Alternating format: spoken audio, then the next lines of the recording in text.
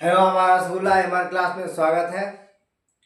तो चलो चलते हैं एक बार फिर से। जैसा कि हमने पिछली कक्षा में पिछली वीडियोस में ये बताया था कि नंदीवर्धन के बाद नंद वंश का स्थापना हुआ और नंद वंश के स्थापना के पश्चात उसमें कौन कौन से पॉइंट थे मैंने ये सामने रखा था। साथ ही मैंने ये कहा था कि इसके और भी कुछ पॉइंट्स हैं जो बाकी है, जिसको हम विस्तार से चर्चा करते चलेंगे। और मैं नंद वंश को शॉर्ट में खत्म नहीं करूंगा, इस बात का मैं जिक्र किया था, जिसकी इस क्लास में भी समाप्त नहीं हुई। समाप्त अगली कक्षा में जाकर के नंद वंश आपकी कंप्लीट हो जाएगी। अब बात रही कि जब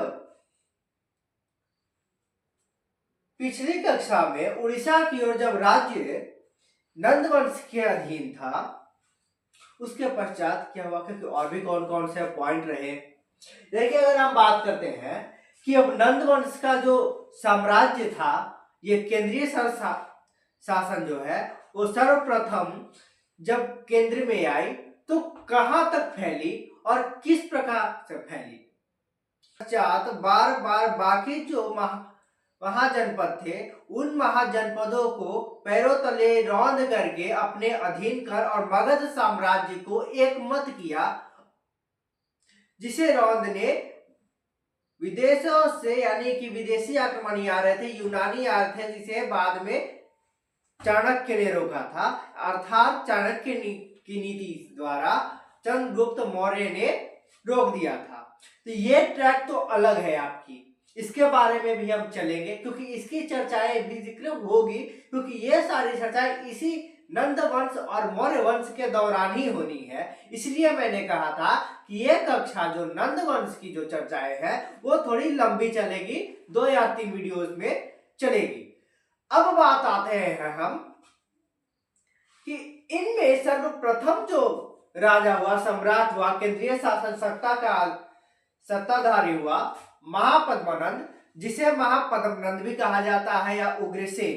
अब यहाँ आते हैं, कई जगह पर आपको उग्रसेन नंद यानी पद्मनंद के पुत्र मिलेगा कि वो उसका पुत्र था, लेकिन कुछ स्थानों पर यह मिलेगा कुछ बुक में कि महापद्मनंद जो था वही उग्रसेन था। और मैंने यह कक्षा में पिछली कक्षा में कहा था कि महापद्मनंद का ही उग्रसेन किस, तो महाबोधि वंश के अनुसार ना।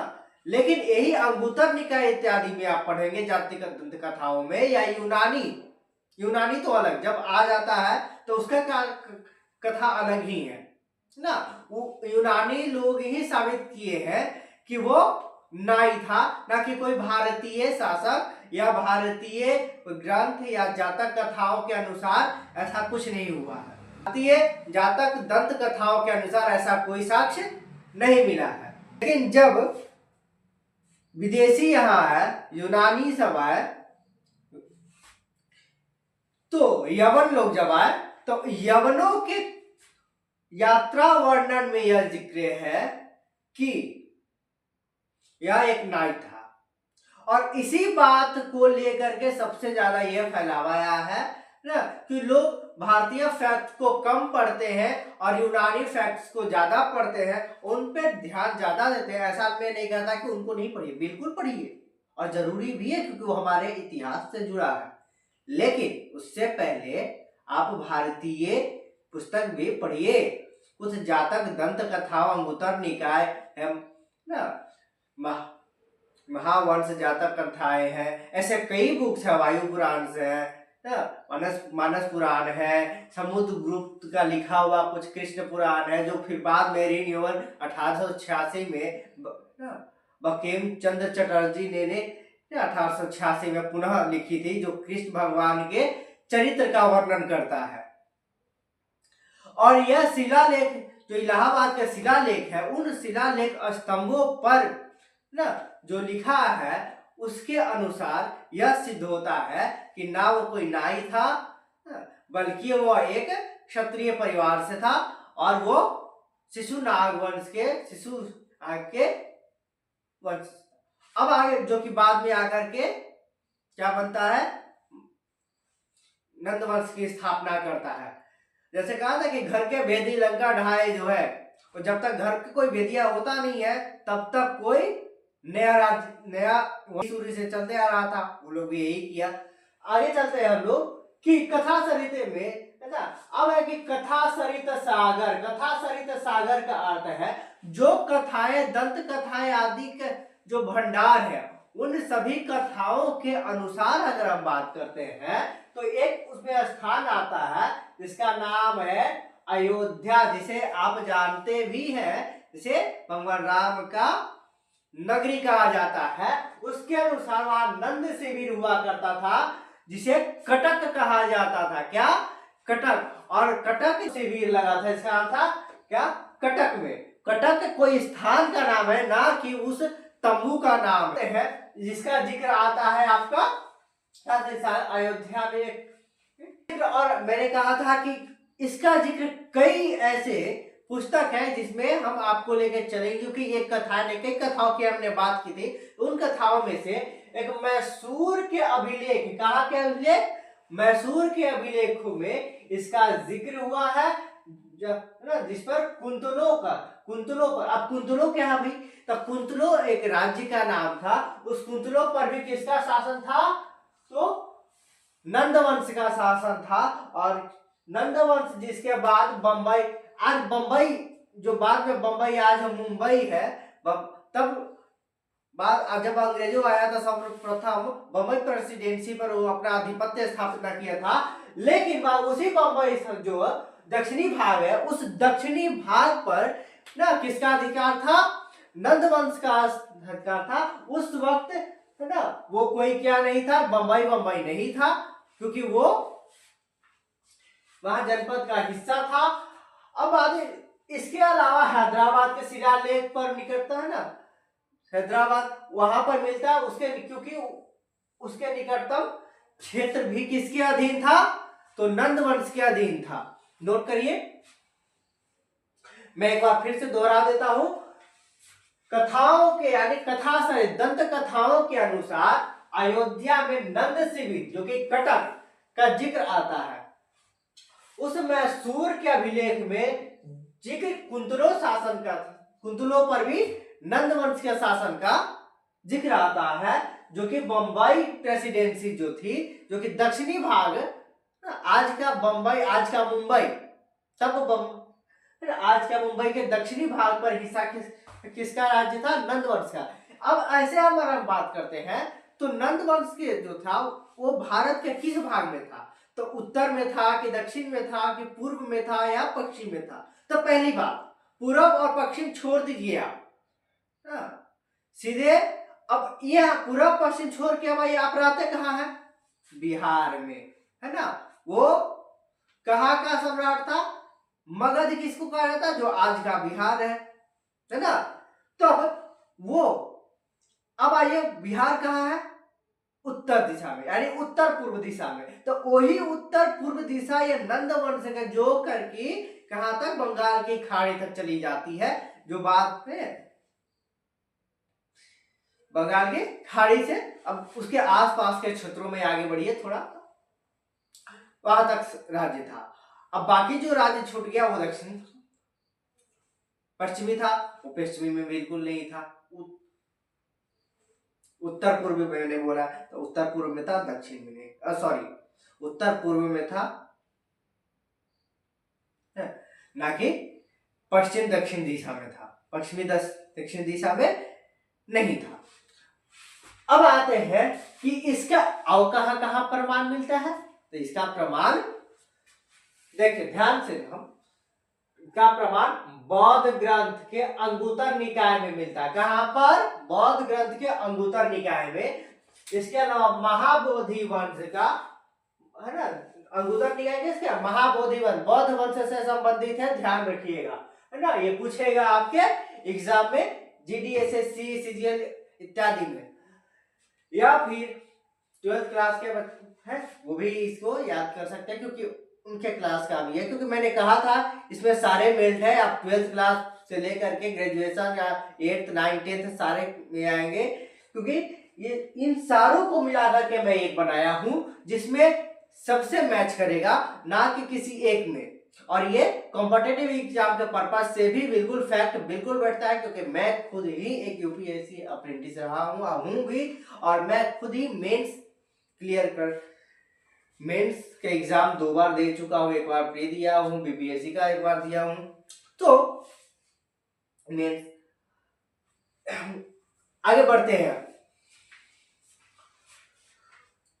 वायु पुराण के कुछ पांडुलिपियों के अनुसार महापद्मनद ना, अब कौन सा, तो वायु पुराण के कुछ पांडुलिपियां, पांडुलिपि क्या है, अरे भैया वो तरवा के पत्रवा होता है ना, उससे कुछ उस पर लिखा जाता है, वो रटके तो पांडुलिपि होता है। तो क्योंकि उस जमाने में कागज नहीं हुआ करते थे, पन्ने, तो उसी पांडुलिपियों के अनुसार कुछ पन्नों के अनुसार, अर्थात कुछ पांडुलिपियों के अनुसार ना, वो क्या 28 वर्ष तक राज करता है प्रथम राजा किसके, नंद वंश के। नंद वंश के प्रथम राजा जानते ही है कि कौन है, महापद्मनंद, जिसे महापद्मनंद भी कहा जाता है या उग्रसेन के नाम से भी, लेकिन कई दंत कथाओं में आपको उग्रसेन उसका पुत्र का जिक्र किया गया है कि उग्रसेन उसका पुत्र था। लेकिन यह सत्य है कि मैंने भी कहा था कि उग्रसेन किसका नाम था, महापद्मनंद का था। लेकिन इसके आगे भी हम चलेंगे, इसको फैक्ट हम सर्च करेंगे कि महापद्मनंद जो उसका नाम उग्रसेन नहीं था, उसके पुत्र का नाम था, और इसके टोटल पुत्र 9 थे, ना कि 8 थे। आगे बढ़ते हैं।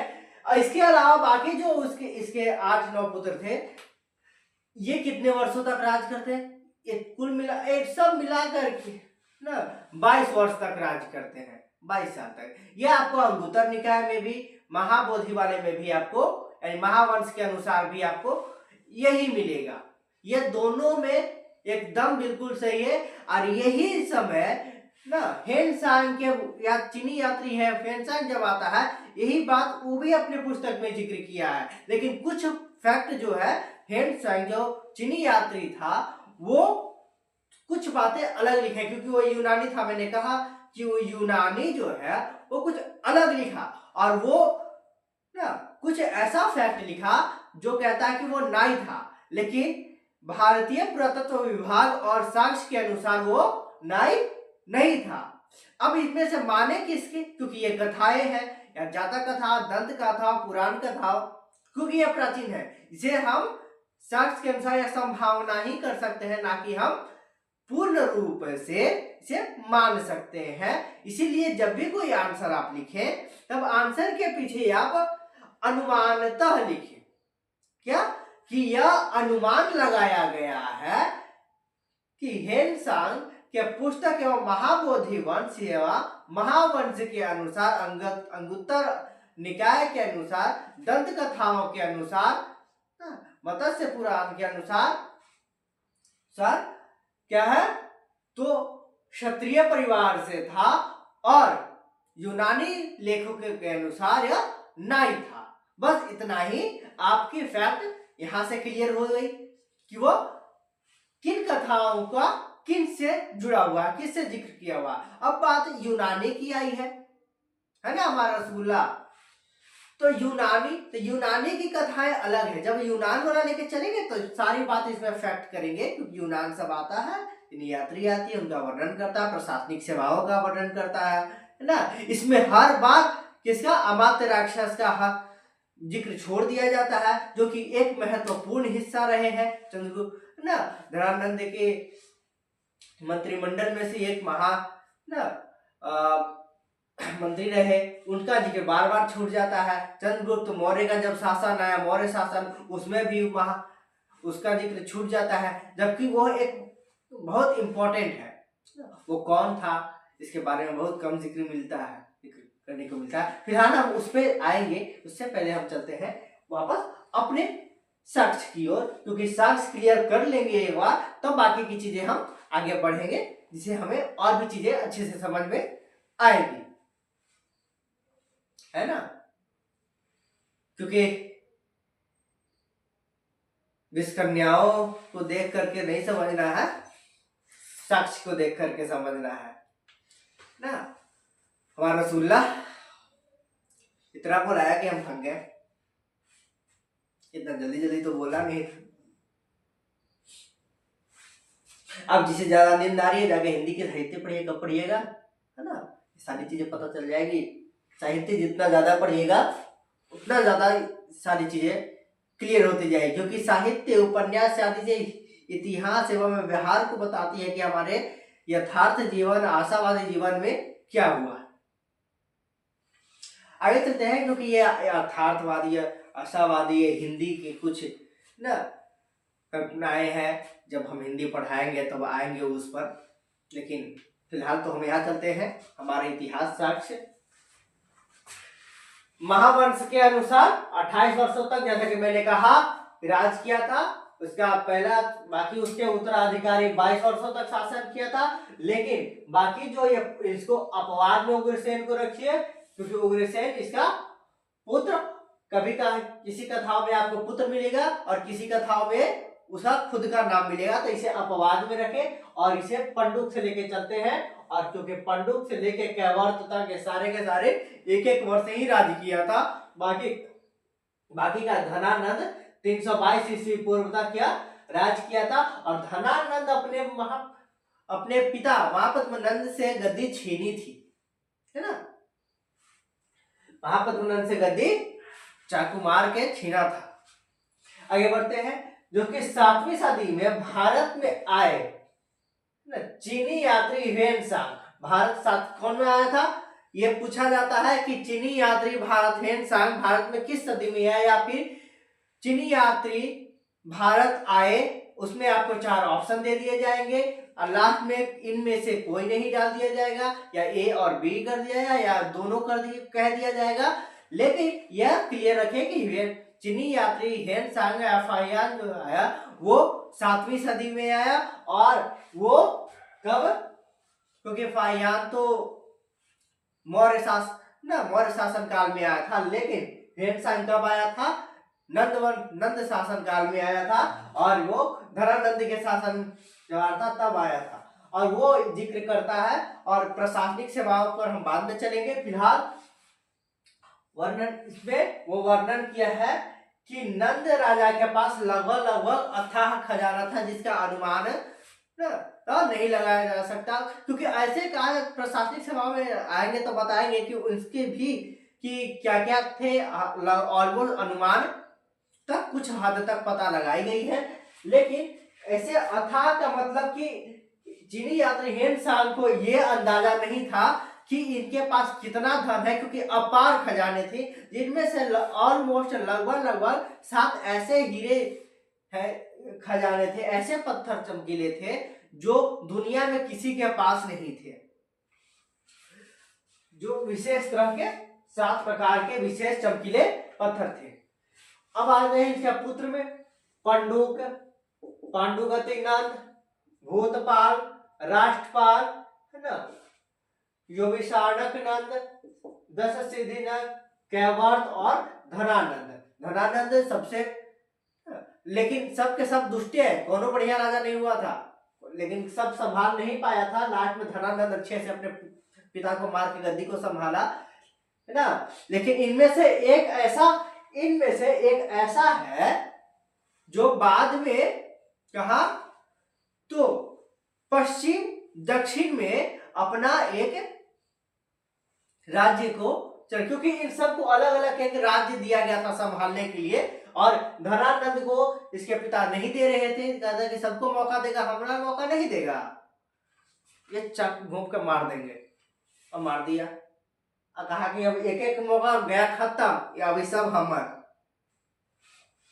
इसीलिए अब इनमें से जो राष्ट्रपाल जो है जो कि हम लोग को बाद में पाल वंश में उत्तरी भाग में, पश्चिमी भाग में हम लोग को पढ़नी है, और ये पाल वंश के संस्थापक राष्ट्रपाल ये है कि नहीं, या इससे क्या संबंध है, आगे हम पढ़ेंगे, क्योंकि पाल वंश से इसकी संबंधता ऐसी जताई जाती है कि है।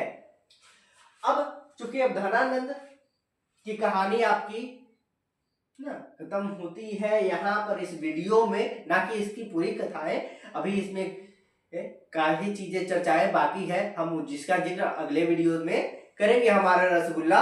लेकिन अगर हम बात करते हैं कि ये सारे साक्ष्य आप प्राप्त कहाँ से किए, तो प्राप्त हमको क्या करना है, आप भी जाकर देख सकते हैं। आप चले जाइए, है ना, कहाँ चले, इलाहाबाद। हाँ, वहां पर आपको अशोक स्तंभ मिलेगा, शिलालेख मिलेगा। हाँ, या इसके अलावा आपको किसका स्तंभ मिलेगा, तो समुद्रगुप्त का एक स्तंभ मिलेगा, शिलालेख मिलेगा। उस पर जाकर देखिए, आपके सारे के इस चीज को साक्ष्य प्राप्त है। ये ऐसे हवाबाजी नहीं है, इन चीजों के साक्ष्य है। ये शिलालेख से आपको ना जहाँ खंड जो मिले हैं, उन खंडों के अनुसार ये बता रहा हूँ। कुछ बुक्स है जैसे कि वायु पुराण, अंगुत्तर निकाय, जातक, दंत कथा, ये सारे के अनुसार बता रहा हूं मैं। अभी तो यूनानी वाले पे आया ही नहीं, अभी भी है ना। अब सत्य क्या है, अब इसमें मानना किसे है, ये आप पे डिपेंड करता है, क्योंकि एग्जाम में क्या पूछता है एग्जामिनर, ये उन पे डिपेंडेंट है। ऐसा कहा जाता है कि प्रयागराज है या प्रयाग प्रशस्ति, यानी कि प्रयाग प्रशस्ति का मतलब स्तंभ होता है ना। उस स्तंभ और यहाँ का मतलब शिला होता है, खंड होता है, शिलाखंड होता है, यानी कि पत्थर होता है। तो प्रयाग प्रशस्ति यानी एक शिलालेख लिखा हुआ है इलाहाबाद में, और उस पे जाकर देखिए। अगर जैन ग्रंथ में यह लिखा है कि समुद्रक समुच्चय, इसके एक श्लोक है, उस श्लोक का मैं जिक्र किए देता हूं।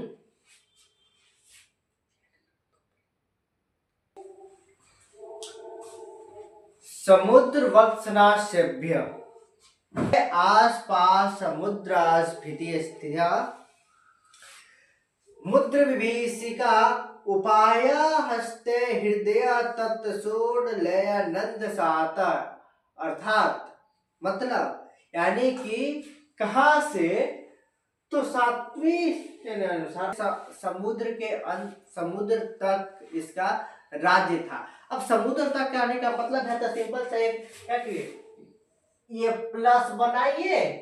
अब इससे आपको भारत का पता है ना, नक्शा का पता चलिए रहा होगा कि कैसा बनेगा। अब यहां से आप यहां से ले लीजिए, ठीक है, क्या आते हैं। अब ऐसे आपको यहां से निकल के ऐसे आता है सीधे, तो सीधे ये उत्तर पूर्व जो इलाका है, जो कि यहाँ बंगाल की खाड़ी पड़ती है, ये सीधे आगे निकल के यहाँ तक आपका नंद वंश का राज शासन के अधीन था। इसीलिए कहा जाता है कि उत्तर पूर्व भारत से लेकर के समुद्र तट तक इसका राज्य था, शासन था। तो चलिए चलते हैं, आज के लिए बस इतना ही। धन्यवाद, बने रहिए हमारे क्लास में। आपके लिए मैं कोशिश करूंगा, क्योंकि इस बार बहुत ज्यादा देर हो गई। अब इतनी ज्यादा देर ना होकर के अगेगी कि अगले दिन ही हो जाए, क्योंकि ज्यादा व्यूज नहीं जा रहे हैं, ज्यादा सब्सक्राइबर्स नहीं बढ़ रहे हैं, तो हमें हताशा हो जाती है। लेकिन अगर ज्यादा से ज्यादा आप व्यूअर्स बढ़ेंगे, सब्सक्राइब करेंगे, तो हमें भी अच्छा लगेगा, हमें भी लाइक्स मिलेगी, तब सोचेंगे कि आप वीडियोस को आगे बढ़ाएं। इस तरह से धन्यवाद, देखते रहिए हमारा।